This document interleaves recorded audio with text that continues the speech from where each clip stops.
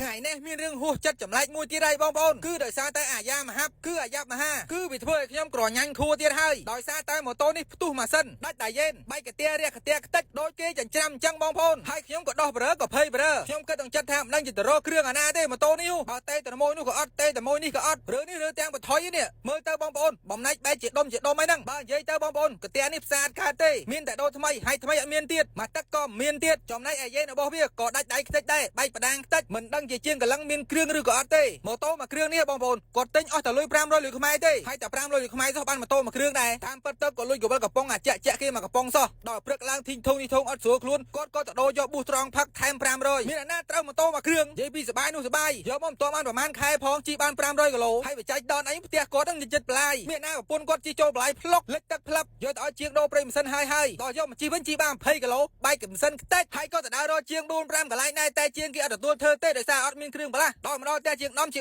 អត់ហ៊ានធានាដែរតែជាងដំនឹងព្យាយាមរកគ្រឿងបន្លាស់ឲ្យបានព្រោះថាជាងដំរកថ្ងៃនេះត្រូវការលុយដាក់អាចាក់បើអត់ហ៊ានទទួលធ្វើទេប្រកាសណាស់អត់លុយដាក់អាចាក់ហើយអញ្ចឹងចាំមានគ្រឿងបន្លាស់ចាំខ្ញុំធ្វើវីដេអូឲ្យបងប្អូនមើលទៀតអរគុណហើយសូមជម្រាបលាតាលុ sorry